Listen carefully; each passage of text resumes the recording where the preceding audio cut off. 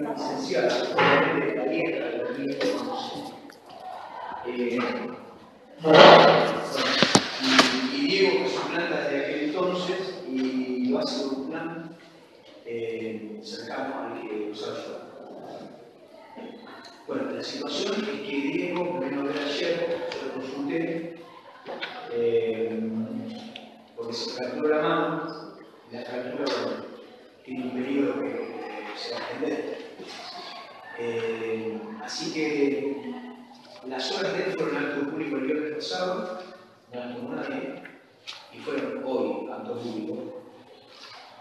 Hasta ahora no vio nadie. Usted, el horario es el de segunda, ¿no? ¿Sí? Bueno, o sea que no tomó nada. Entonces, la preocupación de algunos compañeros de ustedes, Víctor Viano, Nino y algunos demás, era qué iba a pasar con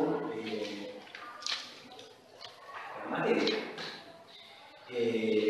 Así que una posibilidad que me dijo Diego era venir y hablar con ustedes y darles un panorama mínimo y el programa para que ustedes por lo menos pusieran la bibliografía y comenzaran a leer, que es una forma de avanzar. Su licencia no va a durar mucho más que 15 o 20 días más. Él supone que el 10 de mayo le saca el yeso y de ahí en más pueden pasar 10 o 15 días más. O sea que, extendiéndose mucho, hacia fines de mayo tendría que estar acá. Es una pérdida importante tenerlo de trimestre, entonces tomamos la decisión, yo le dije, está todo de licencia, no puede venir, aunque lo haga de buena voluntad, así que le dije, bueno, que yo le haga un poco. Bien, entonces, yo lo que puedo hacer es, yo no tengo un grupo usted, pero lo que puedo hacer es sacarle hoy una foto al programa, dejar plan y programa la fotocopiadora, para ustedes lo retienen con tiempo, pero a esto, a lo que es el programa, lo más, los contenidos, saco una foto. Si quieres lo agrego al grupo nuestro del curso.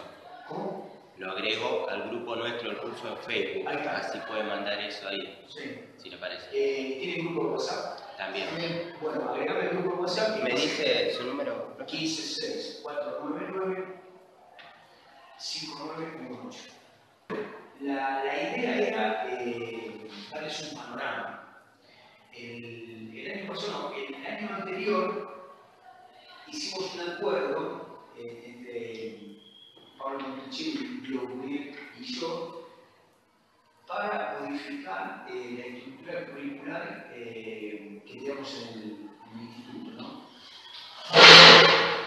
Para decirlo más o menos fácil.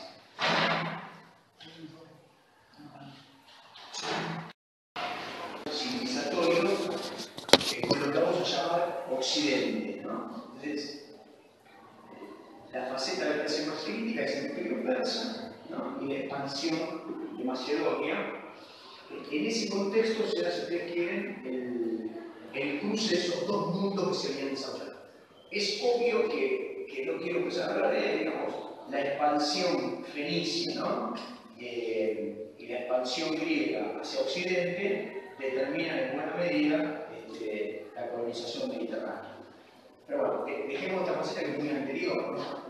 Yéndonos a 5 siglos antes de Cristo aproximadamente, tenemos esta situación. Entonces, digamos, ustedes con Pablo llegaron a estudiar, antes estudiaban solamente el Imperio Romano, ustedes llegaron con Pablo a estudiar hasta qué distancia. Nosotros lo tuvimos a Martín Cifuentes en esa materia. Segundo B, tenemos a ¿llegaron? Lo último que vimos era el dominado Imperio Romano.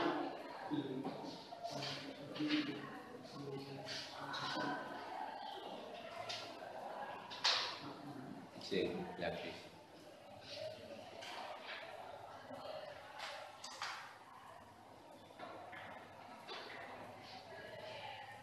Bueno, entonces,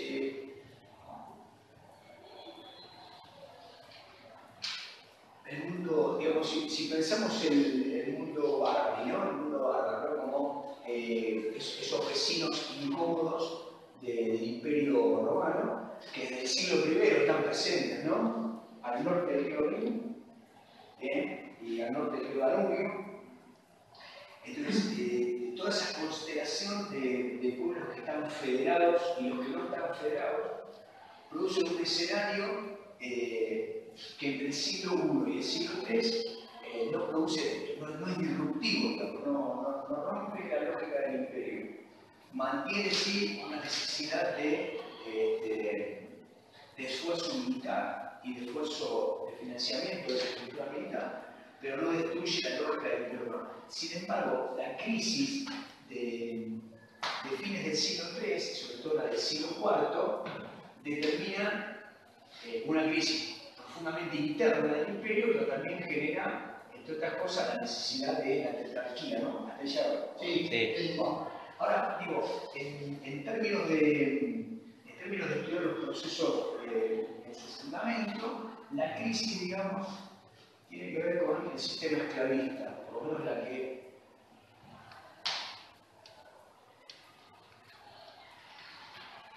yo les quería plantear. Eso es lo que trabajar, ¿no? Sí, el tema del coloniato. Claro. Pero decían permeantes o no hicieron otro material. No, los permeantes son de con Sabatier americana previo para estudiar el tema de la empezaron la transición del mundo antiguo al feudalismo. Ese texto no lo maneja. No me acuerdo si era eso. No, bueno, justamente estoy hablando de esta perspectiva porque es la que adopta el texto de Carolina Anderson, que está en la bibliografía. Les digo, esta crisis del sistema esclavista con el colonato va a generar a partir del siglo IV, si los años 300, pero sobre todo en el siglo V,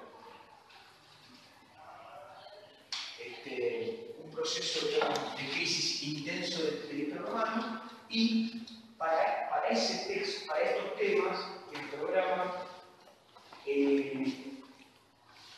les pide que lean Perriantos. El texto, el nombre del texto es Transiciones de la Antigüedad al Feudalismo. Transiciones de la Antigüedad al Feudalismo. El texto, en realidad, sus primeras 100 páginas hablan de los procesos productivos de todo el litoral mediterráneo y de Oriente. Y lo que define en todo caso es la lógica del sistema esclavista. Pero este programa lo que intenta es que ustedes comprendan la transición, la crisis del sistema esclavista en el Imperio Romano y su transformación hacia lo que se puede llamar sistema dominical. O sea, el sistema dominical, para después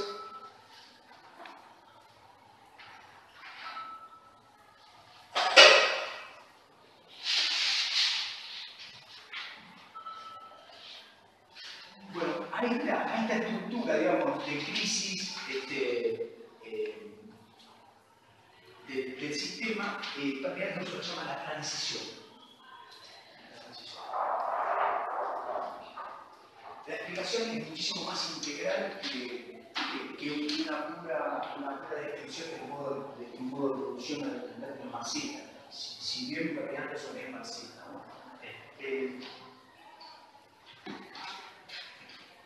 Paralelamente, hay un texto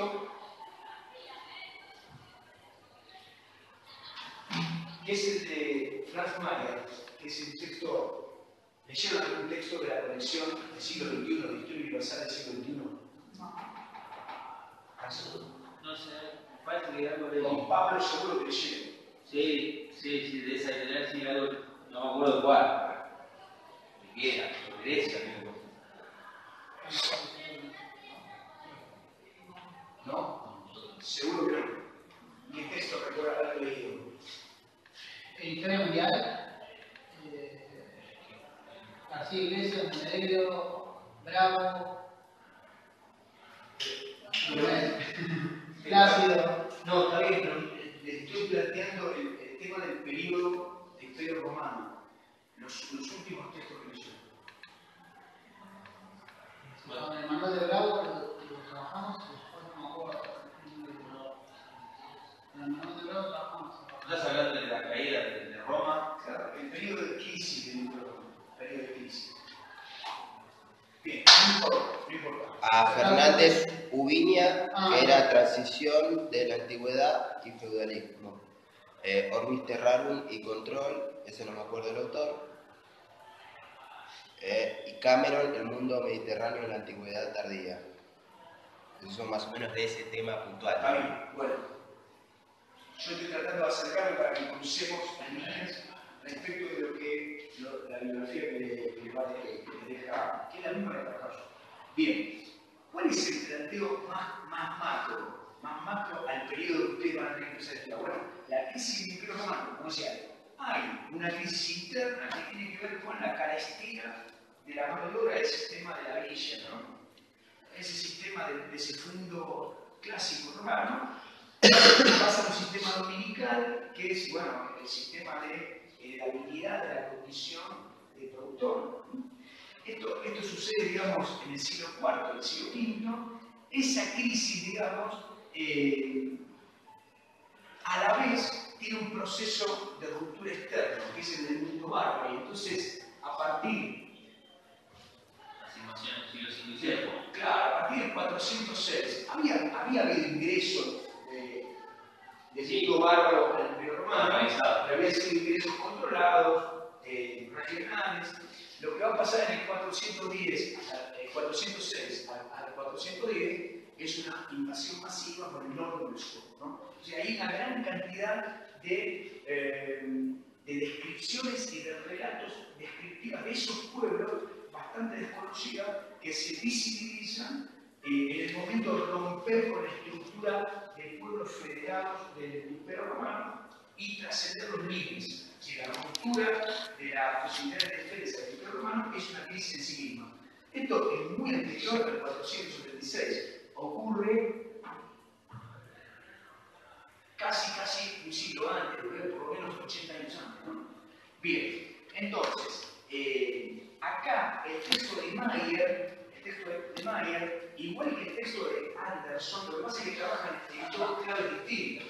El texto de Mayer trabaja en la faceta de determinar, ubicar y relacionar los pueblos desde un carácter más macro, más fáctico, y en el caso de Anderson lo que es una descripción del modo de producción y de las características culturales de estos pueblos que tienen un naturalismo, obviamente, digámoslo así, no esclavista, pero con características que después van a trascender por su organización de una jefatura muy particular al mundo occidental. Entonces, lo interesante de Mayer, se lo pongo acá, es que Mayer y Anderson, a mi criterio, tienen que ser lecturas paralelas, que hay que vincular. Anderson va a vincular la crisis del sistema esclavista y su paso al sistema dominical para terminar mediante lo que se llama transición en el feudalismo. Después, el mismo Perry Anderson explica el feudalismo hasta, si mal no recuerdo, 1180, el siglo XII. ¿Bien? Bueno, entonces, estos dos textos plantean esa etapa. ¿Qué es la transición para Perry Anderson? Es ese periodo en el cual la invasión de pueblos eslavos, pero fundamentalmente germanos y asiáticos, modifica la estructura del imperio, generando un occidente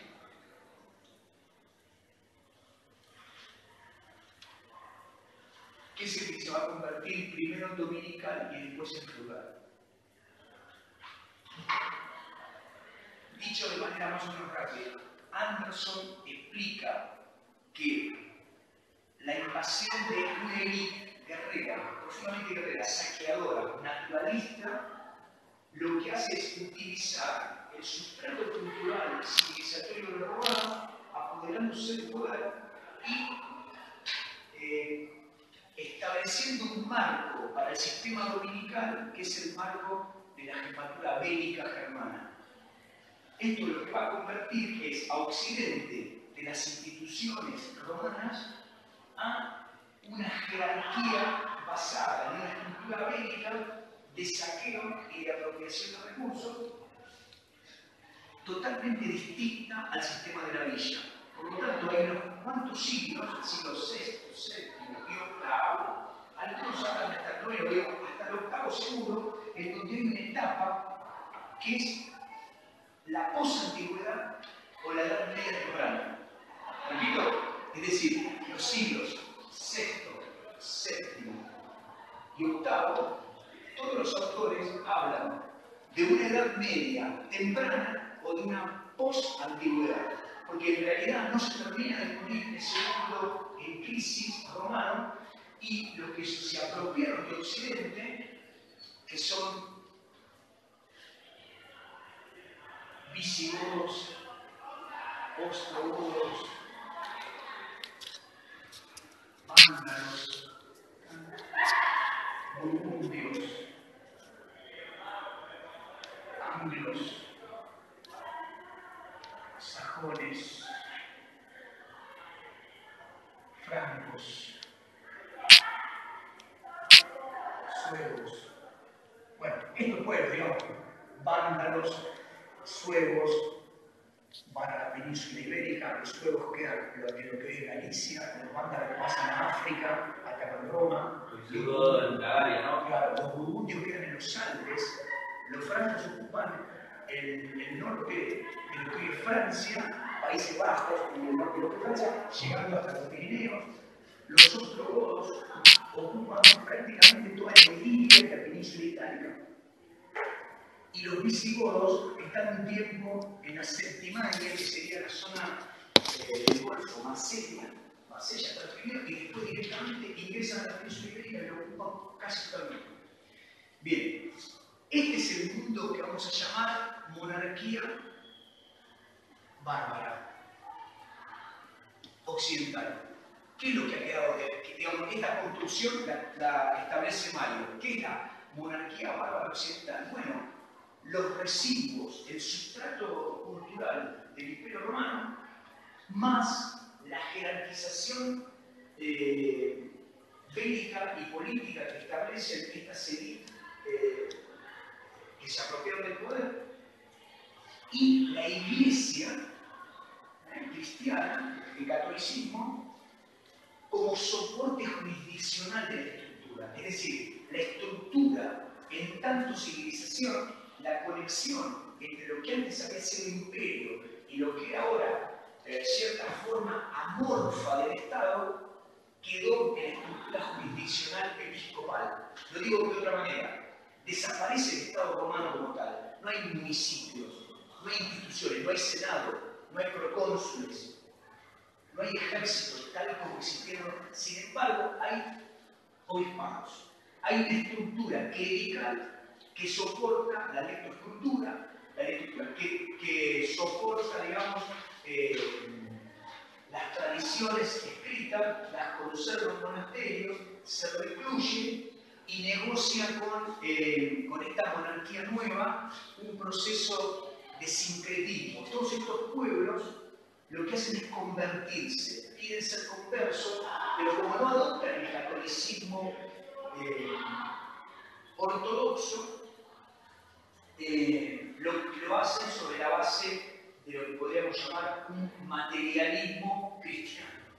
Permítanme la expresión, para que se entienda bien. No aceptan la Santísima Trinidad, no entienden la dialéctica cristiana, porque no entienden el espíritu como don de gracia, y por lo tanto lo que entienden es que existió un Cristo, separan a Cristo, hombre, de Dios Padre, y en todo caso lo que terminan de hacer es un sincretismo en donde convive esta jerarquía episcopal y la necesidad de dominio religioso de los pueblos con una cantidad de prácticas que ellos traían, que eran obviamente politeístas, fuertemente paganas, naturalistas. Bien, hay una cantidad, en estos siglos hay una cantidad de luchas entre una cantidad de de ciudades que han quedado dentro del marco oriental. Entonces, la cultura romana, si usted quiere, en términos más puros, ha quedado en Oriente Bizancio. Por lo tanto, vamos a tener a partir del siglo V unos siglos donde Bizancio recupera parte del litoral mediterráneo. Entonces tenemos la convivencia de algunos siglos del occidente cristiano, dominado por estas élites bárbaras, no romanas, que introducen los séquitos guerreros. El séquito es un primus inter pares bélico que ordena el saqueo y la naturaleza de manera muy primitiva, ¿no? Y por ejemplo, es muy interesante, ahora le voy a hablar de otro texto, de Georges Duby. Duby explica en otro plano cómo ese proceso popular de aceptación de la agricultura como un método civilizatorio, ¿sí? Pan, vino, dieta y arado, es detestado por los germanos, por la masa germana que no quiere romper el bosque. Entonces aparece todo un proceso cultural explicado por Duby, texto que se llama Guerreros y Campesinos. ¿No? Habla, ese texto habla a las claras de los procesos por los cuales fue el clero el que sometió un proceso de disciplinamiento mediante monasterios en todo el norte de Europa para conseguir que estas poblaciones abandonaran las creencias de las deidades del bosque y permitieran la cultivación de tierras. Y de la misma manera fueron los verdaderos articuladores tecnológicos. El clero fue el que logró la tesaudización. La tesaudización es la conversión de todo el metal, que era lo único que existía en los romanos, logró despojar a todas estas poblaciones de un metal que no tenía otra validez que el saqueo. Espadas, objetos que en general se dedicaban a la guerra o a la protección, para convertirlo en oro. Y de qué manera todos estos pueblos fueron entregando la parte de metal noble, oro y plata, que terminó siendo fundido y terminó en los altares. La iglesia terminó siendo de alguna manera el articulador tecnológico. Dotó a esas poblaciones del metal necesario para arar, que era poco, y conservó el valor de la moneda en forma de fundición guardada en los altares. Es decir, es muy interesante para entender no la función espiritual, sino la función material de la Iglesia Católica en lo que se llamaron grandes órdenes monásticas. Para decirlo claro, las órdenes monásticas fueron el articulador tecnológico que permitió rotular y hacer que la expansión agrícola superara el Rin, superara el Danubio, ¿no? Y a la vez dominar a todas estas poblaciones. Entonces, volviendo, en estos siglos tenemos estos procesos de consolidación de la monarquía bárbara occidental y a la vez el desarrollo y expansión con, seguramente le suena Justiniano. Sí, claro. Con Justiniano y el desarrollo del Imperio Bizantino. Bien. Bizancio en el siglo VII va a tener una lucha encarnizada con el Imperio persa sasánida, que es la versión del imperio en este periodo, en los límites que serían más o menos la Siria de hoy, la Mesopotamia de hoy, Irak. Eso hizo que tanto Bizancio como el imperio sasánida quedaran debilitados civilizatoriamente, y desde la península arábiga aparece un nuevo sujeto histórico que es el Islam. Entonces, el libro de Mayer completo, con las 400 páginas, describe el mundo occidental y occidente. Entraron los pueblos, se acomodaron, la lucha, ¿verdad? Bien, habla del clero, cosas por el clero, las sectas, la lucha clerical, etc., las herejías. Finalmente, Oriente Bizantino, la lucha con el Imperio sasánida, la aparición del Islam. Mayer termina diciendo, la Edad Media como tal,